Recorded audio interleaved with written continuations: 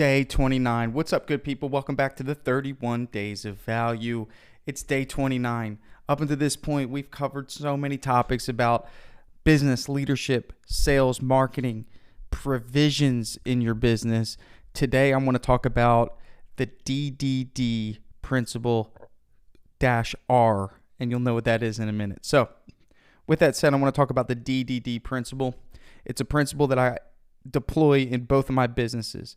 And for me, I think this principle is so easy for you to understand because most of us in the home service business are hands-on. I fully get that you want to be on that job site. You want to be putting your hands to the project, even in some cases when you're no longer doing the work and you're maybe in an estimator role and you're wanting to go to the job. You want to pick up that paintbrush. You want to pick up that hammer, whatever it is that you do, and you want to contribute in some way. And I think you need to understand that how detrimental this is, not only for the morale of your team, but it actually inhibits your ability to manage. And what it does is it creates too much of a connection between you and the project. So the DDD principle is very simple because the reason this happens is because you're very tied to the outcome. And generally speaking, whenever you step in, even if you think you're helping, you're actually this is a term you could use in really any area of your life. You're, in your relationships, but you're enabling the behavior. A while back, I used to do this as well. I'd show up at the job. I noticed something was not done the way it should be. And instead of spending my time coaching, managing, and leading, I would find myself doing the work. I'd pick up the brush. I'd pick up the roller. I'd start taping things and prepping things the way I wanted it done. And honestly, what this created was just an enablement. And I had to kind of take a step back and recognize that my role is not fulfillment. And, I know we've hit on this. I want to make sure it's clear that fulfillment is a level 1 value task. It is the lowest level of value. You can pay someone $20 to $30 an hour to do it and do it well. So you need to audit who you have on your team. Then you need to audit how they're being trained. And that's where the do, document, delegate principle comes in, the triple D. And I do this with both of my businesses because generally speaking, the way I operate is I don't wait for an expert to come in to do it the way it needs to be done. I do it myself, okay? And that's with everything. And it's always paid off because when you can do something yourself in your business, then you can teach it, you can coach it, and you can audit it. So let me give you an example of how this principle works. The do, document, delegate principle is very simple. This really started back when I was actually ordering paint and picking it up in the morning and spending about 2 hours at the paint store in the morning, especially on busy mornings like Monday and Friday. So I really had no system for this. So although, yes, earlier I was talking about on the job, once we get beyond that point, we can focus on other elements where we really need to implement this process, and it's not as cut and dry. So on the job, yeah, it's easy. Do, document, delegate. Here, I'm going to tape this line. I'm going to document how I did it, and I'm going to delegate you to do this for me, right? And obviously, that's phase 1 is do, documenting, and delegating out of production. But then you have this laundry list of administrative things around the business that need to be done, like ordering product, ordering material, paying bills, running payroll, obviously following up with customers, updating customers. I would venture to say there's hundreds of things that either in your business you're doing and not doing well, you want to do and you're not doing it all, or you're delegating and you're not overseeing the delegation of that thing. So that's what we're going to talk about. So do, document, delegate. So I was ordering this paint. I'd find myself waking up in the morning, 6:30 in the morning. I'd get to the paint store 7:20, depending on, which paint store I'm heading to. And I forgot to call in the order the night before. So I would drive to the paint store, wait in line because you have every other painting contractor in town at the store. So sometimes I'd be 4th or 5th, and then imagine having a full interior, repaint where you have 8 colors, and you're working with the person at the desk in the morning, and they're understaffed in the morning, and They're getting frustrated. You're getting frustrated because they don't have the product you need. And it's a whole mess. And then you finally get the order in. And then you find yourself sitting over there by the coffee machine, making a coffee, sitting there, trying to answer customer questions.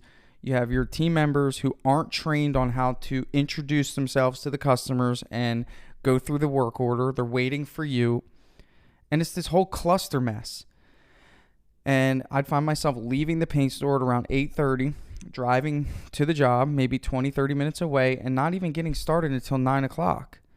And, the reason this principle is so important is because it's very hard as a business owner to focus on these elements of your business when the level 1 elements of actually producing the project, if you haven't developed the principles of delegating there, it's almost impossible to delegate in other areas of your business. So what I mean by that is if you're struggling to get people to actually do the work for you and you can't separate yourself from the project and you haven't actually did the work, documented how it should be done, and delegated it to a painter or an installer or whoever it is that's doing the actual fulfillment, well, there's no way those same principles are going to find themselves in the administrative side when it comes to keeping promises to your team and keeping promises to your customers. And this is the core of the stress for most business owners, is the fact that all of these administrative things fall on your shoulders, because I know how difficult it is to delegate things on the administrative side when the majority of your team as a home service business is, generally speaking, laborers. So you're not really used to giving anyone other than a laborer a delegation task. So how did I fix this problem, right? Well, the first thing is you got to recognize you have a problem. Okay, that's number one. And I was recognizing that I was spending so much time driving to the paint store, and I had 2 crews at the time, so I'd be doing this multiple times a week. So what I did was I started, thinking about solutions, and one of my solutions was I'm going to start ordering the paint on the mobile app the night before, because whenever Sherwin-Williams would close, like 5, 6 o'clock, like I'm not really thinking about the next day or the job the following day. So I'm like, you know what? I prefer to order my paint late at night at like 8 or 9 o'clock. So I was able to do that through the mobile app, and they would get it in the morning, and they would get it as soon as they open up the door. So our paint started to be made first. And then I started thinking about how I could get the paint to the job much faster. And all it took was me asking the manager about delivery. So, essentially there's certain stores that have the van outside of the store, and that means they can get deliveries out and actually have it on the job site at 8 a.m. Now, in the event where I wasn't certain that they'd be able to do it, I would delegate the crew leader to go and pick up that paint, and he would grab it on the way to the job. And I would spend a little time the night before figuring out which Sherwin-Williams store was closest to the job, so it was an easy pickup, right? And that's one of the benefits of us working with Sherwin-Williams is they're almost everywhere. So it's kind of like a logistics system. So that's part 1, delegation. So what happens is when you implement something, you've got to come back and you've got to refine it. I think that's what a lot of people miss, is that, okay, here's a new initiative. We're going to go ahead and implement this system in our business. And without really auditing the system, we never really know if it's a working system that can sustain itself. So from a leadership standpoint, from that point on, what I did was I ordered all the paint, and I would have someone pick it up in the morning, and he would pick it up, he would bring it to the job, and that problem was solved. And I check in on it, everything seemed to work good, and that's now a standard in our company. So that then adds to our company SOP on how to manage paint orders. Go to the app, sign in. This is the original order that we want for the first job. We order 5 gallons for soffits and fascia, 10 gallons for body, and then 1 gallon for the door. That's our initial order. So then, obviously, with me not really wanting to be involved in picking up paint, because what was happening was, as I was out and about, it was really hard for me to pick up the paint and bring it to the crews when they needed it midday. Then what I found out was happening was they were just sending people throughout the day to go pick up the paint. And another thing that was happening was our team was calling Sherwin-Williams every day. Like they were just calling. They were on the phone, on hold. Thank you for calling Sherwin-Williams. Please hold. And like it was really just slowing down our process whenever they needed more paint for their job. So they would call. Then they would have to assign whoever they wanted to go pick up the paint. That person's taking an hour to go get the paint because of traffic. And then they're not even ordering it properly. So what we found through me delegating paint orders and picking up was that another problem was born, and that was the midday orders. But the good news is we kind of had a baseline of how the original paint order was supposed to go, which created the exposure of a second problem. And that second problem was midday paint orders. So how do we handle that? Well, in this case, what we did was we created a group chat for paint orders. And anytime someone needed a paint order, number one, they put in how many gallons they need, the color number, and the name of the paint or name of the color. And then from there, they would put the store that they got the original order from. So at that point, I had an admin, and the admin would go ahead and order that paint for pickup. And guess what? That order had to be in the night of. So in other words, we created a standard that there should be no reason anyone leaves a job to go get paint because the paint needs to be ordered the day before. And what we found was happening was no one, ordered the paint the day before. So when they got to the job the next day, they're like, oh crap, I got to go order paint. Oh yeah, let me take an hour trip to the paint store. So again, like this is kind of like how a business becomes really functional. And I hope I'm giving you kind of like a glimpse of what that looks like. So the DDDR principle is do, document, delegate, right? So we recognize we have a problem. I'm going to obviously, because I've done the problem or I've done the task, I did it. Now I'm going to document how I did it, right? So I ordered the paint, I documented how we do it, okay? And I delegated that to someone else, right? So now, of course, the paint gets ordered by our admin or our supervisor. And then from there, we refine, right? That's so important. So now that system's working, we've got to check and make sure that it's working. We've got to look at it and tweak it. And what we noticed is that the orders were good in the morning, but the day after, whenever they needed more paint, there was friction there, right? And I guess what I wanted to do in this episode was give you a glimpse of how much really happens in a business for it to be a functional, smooth, 5-star business, not only for the customers, but for the team members. And this is just one little tiny thing, right? Ordering paint. But through the pursuit of systemization, you might have to go through a few iterations, but you've got to make it a focus.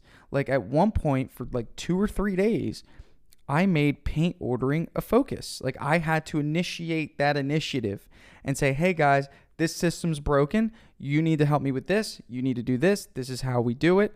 Let it play out. Okay, cool. What I'm noticing is because I'm no longer in charge of ordering all the paint, you're under ordering. Now we have to make sure that on the job, if they need more paint, what is the process for that? And again, like your job is that conductor, that leader, that delegator, that person that's watching the factory. So there's this principle, I call it the chocolate factory principle.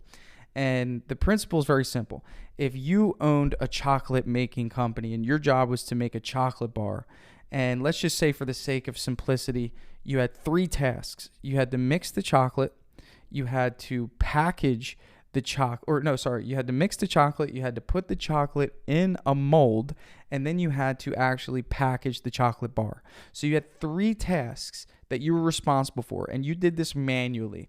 And it was super manual, but it was your thing. Like it was the way you did it was perfect. Like you would stir it with just so much experience. Like you just created such a consistency in the way that chocolate was stirred. And then, when you put it into the mold, like you never had any overlap.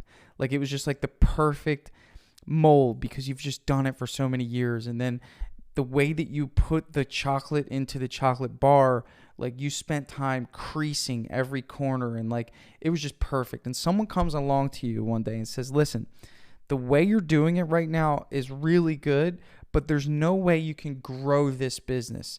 And ultimately, it may be a hobby or something that you really enjoy, but, you know, you have to identify, like, what's your purpose here? Do you just want to like make chocolate forever, or do you want to create impact and a legacy? And like, do you really want to grow this thing? And most people would probably say, I'm getting burnt out now, and I really want to experience what the fruits of my labor are, and that person might say, well, in order to do that, you have to scale your skill. And you've developed this really amazing skill set of being able to mix chocolate, put it in a mold, and have it, beautifully wrapped. So what we're going to do is we're going to create a system where we have someone who mixes the chocolate, and we have someone that puts it in the mold, and we have someone that creases the corners and packages it, okay? And I want you to stand back, and I want you to watch this system, because you did it, and I want you to document exactly how you mix it. I want you to document exactly how you put it in the mold, and I want you to document exactly how you wrap it. And I want you to just stand there, and I want you to watch it, okay? And that person who's telling you this is obviously pretty aware that this is going to be a very hard transition for you. But it's a necessary transition, because that individual is spending so much time focusing on making the perfect chocolate bar that everything around him is caving in. People are buying less and less chocolate. Or maybe he can't keep up with the demand, and people are getting frustrated because it's taking him too long to get the chocolate out, and it's causing stress and anxiety. And maybe the building he's in is the electric bill's high, for all that chocolate that he's making.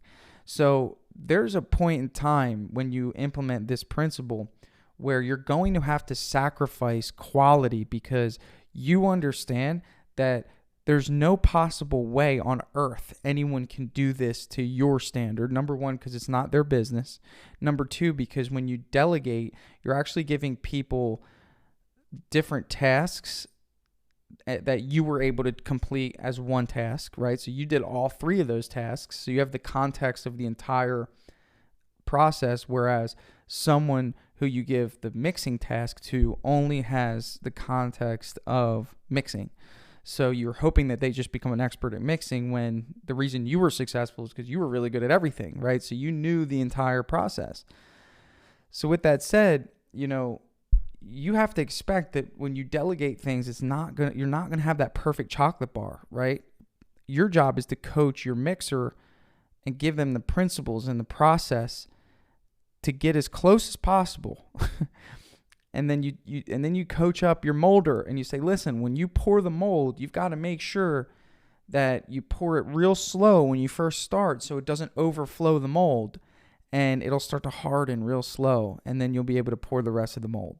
And then you talk to your packager, and you say, listen, your packaging needs to be perfect, and the way you get a perfect crease on the corner without cracking the chocolate is you do this. And I want you to know that if you're someone that's the doer, right, you have such an advantage as a coach to scale your knowledge, as opposed to somebody who comes in and just wants to start a painting business and skips past the doing part. And it took me 6 months of painting with my team to get really good at understanding what the expectations were and the outcomes. And I became a better estimator of time and how long things take. And I'm still learning.